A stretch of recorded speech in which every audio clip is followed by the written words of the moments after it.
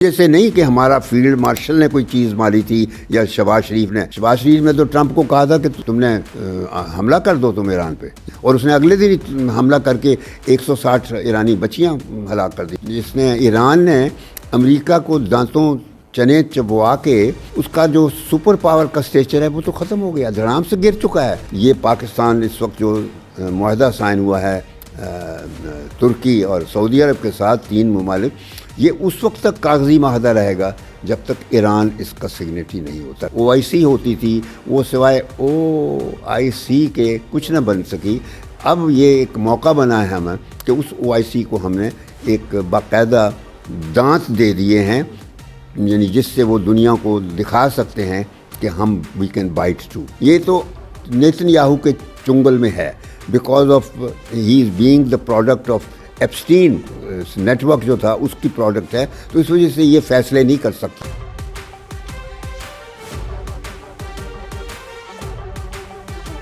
السلام علیکم ناظرین، آپ کو علی گڑھ انسٹیٹیوٹ آف پولیٹیکل لیڈرشپ کے پلیٹ فارم پہ ایک دفعہ پھر خوش آمدید۔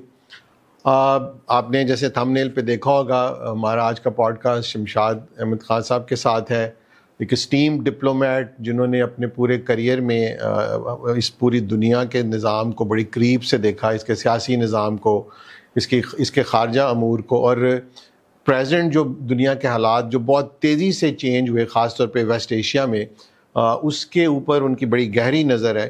اور آج ہم اس موضوع کے اوپر شمشاد صاحب کا ویو لیں گے اور ہم دیکھیں گے کہ یہ جو حالات ہیں اس ویسٹ ایشیا کے اور پھر دنیا کے کس طرف جا رہے ہیں، اور اس میں پاکستان کہاں کھڑا ہے اور پاکستان کا جو مستقبل ہے اس میں کس ڈائریکشن میں جا رہا ہے۔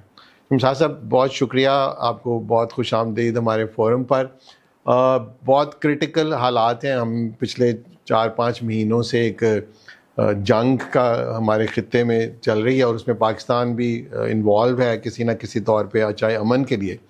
تو سب سے پہلے تو میں آپ سے جو جاننا یہ چاہوں گا کہ جو پچھلے 4-5 مہینے کے ایونٹس ہیں جنگ شروع ہونے سے لے کر اب تک، جس میں ایک MOU ہوتا ہے اور پھر MOU ٹوٹ جاتا ہے اور پھر حملہ ہو جاتا ہے، آپ اس وقت اس امریکہ ایران کی جو جنگ ہے اس کو کیسے دیکھ رہے ہیں اور یہ کس ڈائریکشن میں جا رہی ہے، اور ہمیں آگے کے لیے کیسے اس کے لیے پریپیئر ہونا ہوگا؟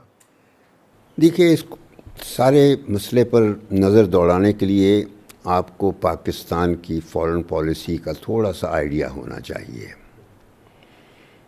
تو foreign policy of a nation is always predicated on where you want to go as a sovereign nation and state. That is the basic determinant of a country's foreign policy. ہمارے case میں، in our case at the time of independence, we just did not know which way to go. And that turned out to be our worst dilemma. مجھے یاد آ جاتی ہے اکثر foreign policy پر بات کرتے ہوئے ایلس ان ونڈرلینڈ کی کہانی، بچوں کی کہانیوں میں بعض دفعہ بڑے بڑے اچھے سبق مل جاتے ہیں آپ کو۔ جس طرح ہیری پوٹر کے بارے میں کسی بچی نے کراچی میں یہ کہا تھا کہ جی یہ جو پاکستان کا مسئلہ جو ہے وہ یہ ہو گیا کہ یہاں ہیری پوٹر نے قبضہ کر لیا ہے۔ ہیری پوٹر نہیں، وہ جو اس کا جو دوسرا تھا، تو اب ہیری پوٹر ہی بچائے گا ہمیں آگے، یہ بچی نے کہا تھا ہیری پوٹر بچائے گا۔ تو ہم اس ہیری پوٹر کے انتظار میں بیٹھے ہیں، اور اس کی وجہ بنیادی طور پر ہمارے ہاں مسائل یہ ہیں کہ ہماری جو جیو پولیٹیکل لوکیشن ہے، اٹ از یعنی one of the out standing locations.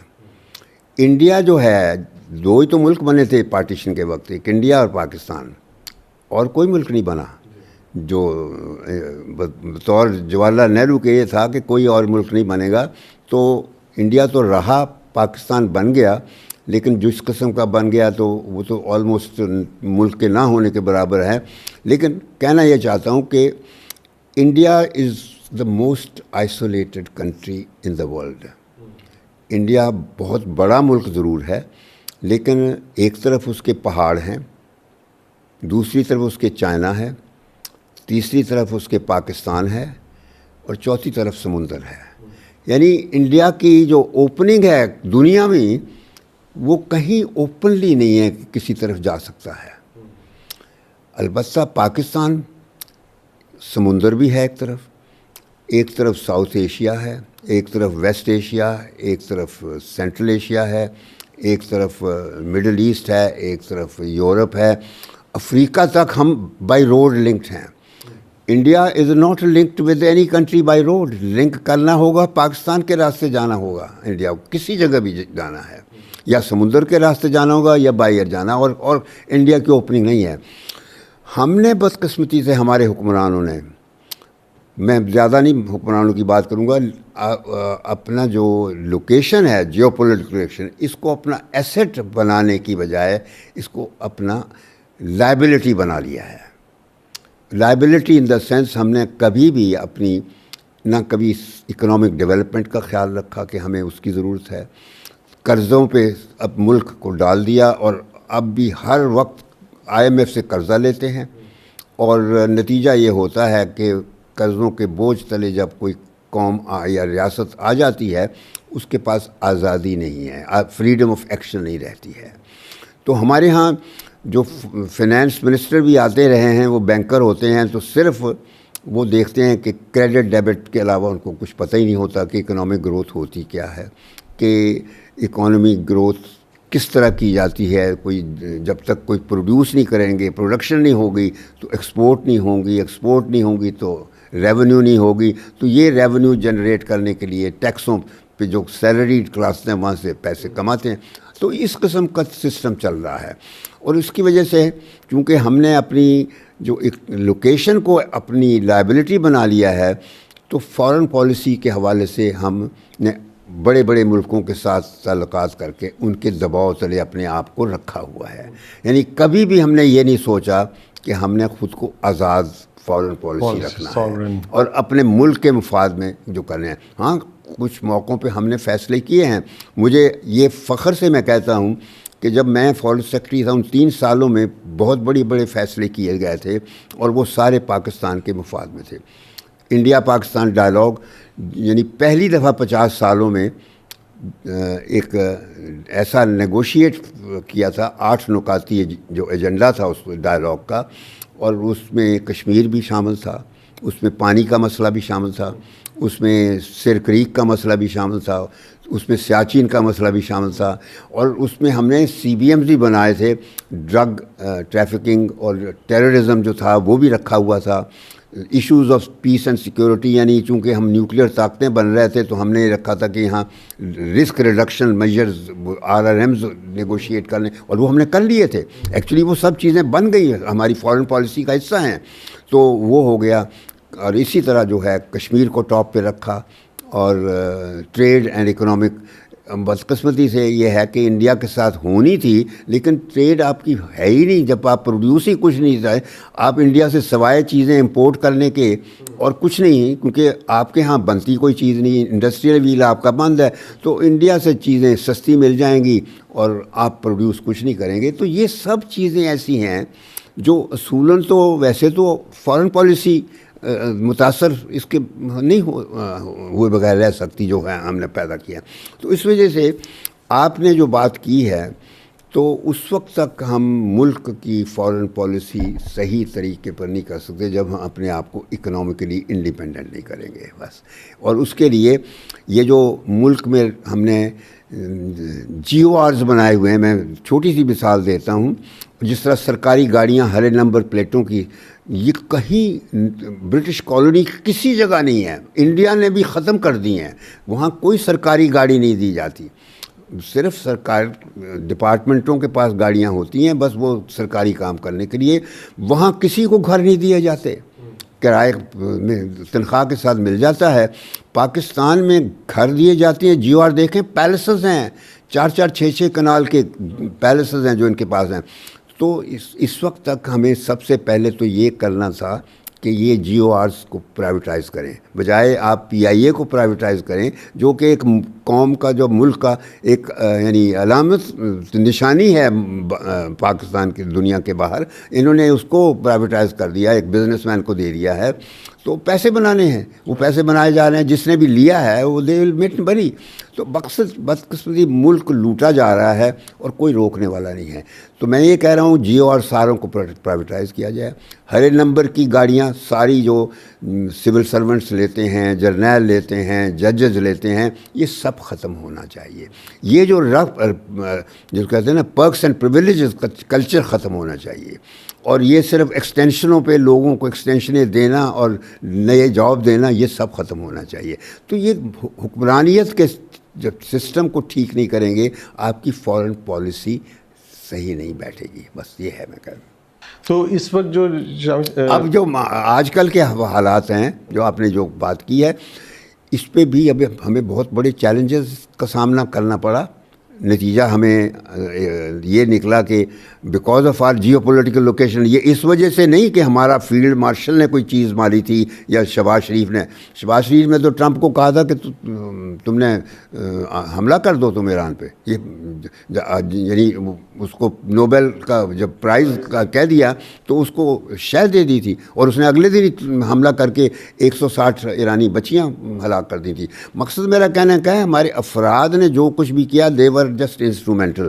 اصل لوکیشن کی وجہ سے ہمیں وہ رول ملا ہے، اور مجھے خوشی ہے کہ وہ رول مل گیا ہے، کیونکہ میں پچھلے 20 سالوں سے ایک مسلم نیٹو کا خواب ہے میرا کہ وہ ہمارے خطے کے جو ممالک ہیں، مسلم ممالک، وہ جس طرح یورپ نے دوسری جنگ عظیم کے بعد ایک معاہدہ سائن کیا تھا، اور اس کے بعد پھر انہوں نے اس نیٹو کو استعمال کر کے نہ صرف یہ کہ اپنی سیکیورٹی کو یقینی بنایا، بلکہ دنیا میں جو اپنے مفادات آگے لے جانے تھے وہ لے گیا. ہمیں وہ نہیں کرنا. ہمیں پاکستان کو، ان سارے ممالک کو مل کے اکٹھے ہو کے ایک کلیکٹیو سیکیورٹی کا نیا سیکیورٹی آرکیٹیکچر بنانا ہے، جس میں جو امریکہ کے بیسز ہیں وہ ختم ہو جانے چاہیے. ان کا کوئی جگہ نہیں ہے، کیونکہ وہ انہی خلیجی ریاستوں جنہوں نے یہ دیے تھے پیسے دے کے امریکہ کو، اور ہمارے ہاں اڈے بنوا لیے تھے اپنے ہاں، تو وہ دیکھ لیجئے اڈے عذاب بن گئے ان کے لیے. تو بہتر یہ ہے کہ وہ اڈے ہونے ہی نہیں چاہیے. ملک، اس خطے کے ممالک خود themselves be responsible for collective security. Just in the case of Europe ہوا تھا دوسری جنگ کے بعد. حالانکہ دوسری جنگ سے پہلے یورپ میں بہت لڑائیاں ہوتی تھیں، آپس میں لڑتے تھے، ریلیجس وارز ہوتی تھیں، علاقائی جنگیں ہوتی تھیں، ڈکٹیٹر آ جاتے تھے، بادشاہوں کو چیلنج کرتے تھے. تو وہ چیزیں ختم ہو گئی تھیں. یہ جو 21ویں صدی چلی ہے، 20ویں صدی کے بعد یورپ میں باقاعدہ بہت کنسسٹنسی آ گئی. تو ہمیں بھی اس خطے میں، اپنے ویسٹ ایشیا میں ایک، میں اب پہلے مسلم، بعد میں نے چھوڑ دیا تھا مسلم کا لفظ. اب چونکہ خود ٹرمپ لے آیا ہے ابراہم اکارڈ کر کے، تو میں کہتا ہوں محمدن اکارڈ ہو جائے. اب محمدن اکارڈ ہم کریں، اور اس میں یہ پاکستان اس وقت جو معاہدہ سائن ہوا ہے ترکی اور سعودی عرب کے ساتھ، 3 ممالک، یہ اس وقت تک کاغذی معاہدہ رہے گا جب تک ایران اس کا سگنیٹری نہیں ہوتا. کیونکہ جب وہ ایران اس سے باہر رہے گا تو ایران ان اے وے ریمینز دی اپوزٹ سائڈ. تو وہ پھر ایک کانسیپٹ جو ہے مسلم دنیا کا وہ نہیں ہوتا، مسلم دنیا یونائٹڈ نہیں ہوتی. ایران از اے میجر کنٹری، اور ایسا ملک ہے جس نے امریکہ کو چنے چبوا دیے ہیں، ناخن چنے چبوا دیے ہیں. تو مقصد میرا کہنے کا ہے ایران کو اس کا حصہ ہونا ہوگا. یہ the sooner the better، ورنہ یہ کاغذی ایگریمنٹ کے علاوہ اور کچھ نہیں ہوگا. اس میں خلیج کی ساری ریاستیں آ جائیں، کسی کو اڈا دینے کی ضرورت نہیں ہے. نہ پاکستان کا اڈا ہوگا، نہ کسی، سب کے اپنے. البتہ پاکستان جو ہے اس کے پاس نیوکلیئر طاقت ہے، لیکن وہ صرف ایک ڈیٹرنس کے طور پر ہے. تو یہ ہم نے کوئی جنگیں کرنے کے لیے نہیں یہ تنظیم بنانی، یہ جنگیں روکنے کے لیے ہے، پیس کے لیے ہے. جو بات شہباز شریف کہتا ہے، بات تو درست ہے کہ ہم پیسفل پرپزز کے لیے بنایا ہے. تو پیسفل پرپزز کے لیے یہ اسلامی اینٹی ہوگی، جو اب تک OIC ہوتی تھی، وہ سوائے OIC کے کچھ نہ بن سکی. اب یہ ایک موقع بنا ہے ہمیں کہ اس OIC کو ہم نے ایک باقاعدہ دانت دے دیے ہیں یعنی جس سے وہ دنیا کو دکھا سکتے ہیں کہ ہم وی کین بائٹ ٹو اگر ضرورت پڑی. تو اب ڈپینڈ کرتا ہے کہ ہم اس کو سارے مسئلے کو کس طریقے سے کرتے ہیں. اور یہ جو خلیج کی ریاستیں ہیں ان کو بھی میرا خیال ہے they will also be amenable to Iran's inclusion اس میں. تو the sooner we completed Iran کو ڈال کے 5 ریاستیں خلیج کی وہ بھی ڈال کے سعودی عرب کے علاوہ اس کے ایجپٹ ڈالا جائے, باقی عراق کو ڈالا جائے, اردن کو ڈالا جائے, سیریا کو ڈالا جائے. پھر یہ ہے کہ جب یہ ساری کمپلیٹ ہو جائے آپ کی جو سیکیورٹی کا آرکیٹیکچر نیا, پھر ہم اسرائیل کے ساتھ بات چیت شروع کریں. لڑائی نہیں لڑنی, اسرائیل کے ساتھ بھی بات چیت شروع کی جائے, نیگوشیٹ. اور اس کے لیے ایک فریم ورک ہمارے پاس موجود ہے جو کراؤن پرنس عبداللہ نے 2002 میں مارچ 2002 میں بیروت میں ایک عرب سمٹ میں کیا تھا. اور اس میں یہ تھا کہ ہم سب اسرائیل کو ریکگنائز کر لیں گے, لیکن Israel will have to vacate occupied territories جو اس نے اللیگلی آکوپائی کیے ہوئے ہیں. 1967 کے بارڈرز پہ چلا جائے اسرائیل واپس, جو اسرائیل کے ہوتے تھے بارڈرز وہ بارڈرز ہوں گے اس کے. اور جیروسلم کی ریاست ہوگی جو باقاعدہ انڈیپینڈنٹ ریاست ہوگی جس کا دارالخلافہ جیروسلم, فلسطین کی ریاست ہوگی جس کا دارالخلافہ جیروسلم ہوگا. تو یہ, اور اسی طرح فلسطین کے ریفیوجی دنیا سے سارے واپس اپنی ریاست میں آ جائیں گے. تو یہ چیز جب ہو جائے گی تو پھر ہم سب اکٹھے مل کے اسرائیل کو ریکگنائز کریں گے. اسرائیل از اے ریالٹی جو کہ اس صورت میں ریکگنائزیبل بن جائے گی جب اسرائیل دوسروں کے علاقے لیے ہوئے واپس کر دے گا, قانون کے مطابق رہے ایک ریاست کے طور پر, پیسفل پرپزز, سب معاہدے سائن کر لیں گے. اس کو آپ ابراہم اکارڈ کہہ لیجئے, ہم اس کو محمدن اکارڈ کہیں گے, اور live at peace with each other. بس یہ اونلی. اس سارے سینیریو جو اس وقت دنیا کا بن رہا ہے, امریکہ ایز اے سپر پاور پیچھے جا رہا ہے, یورپ کے اندر اب نیٹو بھی اس طرح نہیں رہا, اور چائنا رائز کر رہا ہے, اس میں آپ یو این کا کیا فیوچر دیکھتے ہیں؟ دیکھیں, یو این کو اموبلائز کر دیا ہے ڈونلڈ ٹرمپ نے. اس نے ٹوٹلی ملٹی لیٹرلزم کو ختم کر دیا ہے. U N virtually has no role anywhere now. بلکہ دیکھا جائے تو یونائٹڈ اسٹیٹس کی ہسٹری یہ رہی ہے کہ جنگیں بھی یہ کرتا رہا ہے.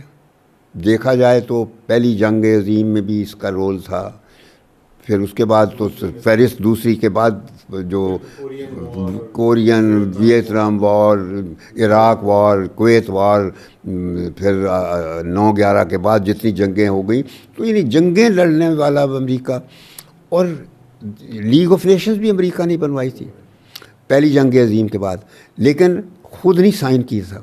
یعنی وہ دوسروں کے لیے بنا کے دوسروں کو بائنڈ کر دیا تھا. نتیجہ یہ ہوا کہ خود ایٹم بم استعمال کیا 1945 میں اگینسٹ جاپان. یعنی جو دنیا میں ورسٹ کرائم ہے وہ امریکہ نے کمٹ کیا ہوا ہے, اس کو سزا ملنی چاہیے. اصولاً تو یہ ہے, میں کہتا ہوں جب ایک گناہ یا کرائم کیا جاتا ہے وہ سزا کے بغیر نہیں رہتا. تو مقصد میرا کہنے کا ہے امریکہ نے جو کچھ کیا ہے وہ اب آج جس نے ایران نے امریکہ کو دانتوں چنے چبوا کے اس کا جو سپر پاور کا اسٹیچر ہے وہ تو ختم ہو گیا, دھڑام سے گر چکا ہے. اب امریکہ, یورپ الگ ہو گیا ہے, نیٹو ختم ہو گیا ہے. نیٹو جو ہے اب بالکل اموبل وہ بھی ختم. تو صرف یہ ہے کہ امریکہ جو اپنی طاقت ہے اور وہ بھی اس کے ہتھیار ختم ہوئے ہیں. دیٹس وائی آرمی چیف امریکہ نے ٹرمپ کو کہا ہے کہ یہ جنگ ختم کرو, ہم کچھ ہتھیار تو بنا لیں تو ان کو موقع ملے. تو بہرحال امریکہ ایک میجر پاور رہے گا دنیا کی, ایک تو وہ ہے. اس کے علاوہ رشیا ہے, چائنا, یہ سب اس نئی اینٹی کو سپورٹ کریں گے. مجھے یقین ہے کہ امریکہ بھی ٹرمپ کے جانے کے بعد جو نئی لیڈرشپ آئے گی وہ بھی سپورٹ کرے گی اس نئی اینٹی کو. وہ سینسیبل لوگ ہوں گے جو نیا پریزیڈنٹ ہوگا, کیونکہ یہ تو سوچتا نہیں, یہ تو نیتن یاہو کے چنگل میں ہے, because of he is being the product of Epstein network جو تھا اس کی پروڈکٹ ہے. تو اس وجہ سے یہ فیصلے نہیں کر سکتا جو نیتن یاہو ہے اس کے خلاف. تو مقصد میرا کہنے کا ہے کہ اس وقت تک امریکہ کا انتخابات آ جائیں گے, نئی لیڈرشپ, وہ اس نیا سیکورٹی آرکیٹیکچر جو ہم بنائیں گے اس کو وہ سپورٹ کریں گے. رشیا بھی کرے گا, چائنا بھی کرے گا, کوئی چیلنج نہیں کرے گا. ہاں انڈیا ہے تو ہم انڈیا کو بھی اس سیکورٹی آرکیٹیکچر میں ڈال سکتے ہیں. اگر انڈیا پر پیس پرپزز پارٹنر بننا چاہے پاکستان کا تو وی شوڈ ویلکم.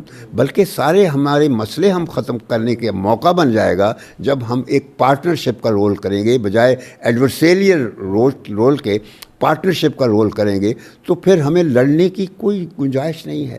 تو انڈیا کو بھی اس کا حصہ بنایا جا سکتا ہے اور بڑا اچھا ہوگا. 2 نیوکلیر طاقتیں اس پوری آرکیٹیکچر میں 2 نیوکلیر طاقتیں آ جائیں گی. ٹرکی کا جو نیٹو کی کیپیبلٹی دی ہے وہ ہوگی تو ہم ایک بڑا فارمیڈیبل ایک سیکورٹی کا اینٹی ہوں گے کہ دنیا کی کوئی بندہ جنگ ہمارے خلاف نہیں کر سکے گا. سو مسلمانوں کی سیکورٹی گارنٹی صرف وہ نہیں ہوگی بلکہ ریجنل اور گلوبل سیکورٹی کو بھی ہم انشور کریں گے.